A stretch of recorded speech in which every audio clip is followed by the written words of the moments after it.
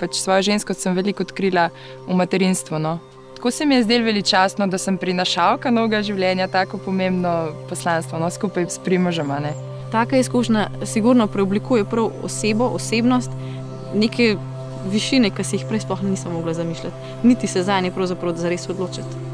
Čez dan se sin raje z očetom igra, pa tudi z njim v delavnici, zvečer pa vedno mene pokliče, preden zaspi, da pač se še kaj pogovoriva, pa v bistvu se objameva. Daš mu tisto največ, kar mu si zmožen dati, ostalo je pa pač v božjih rokah. Tudi ko so otroci bili manjši, smo bili več skupaj, se mi zdi.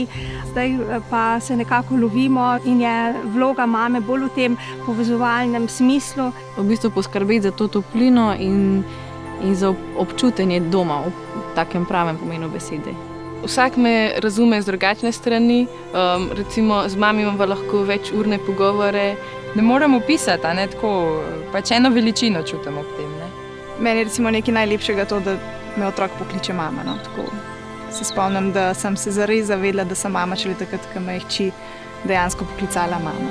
Če bi se še enkrat morala odločati, bi se verjetno še enkrat za isto odločila.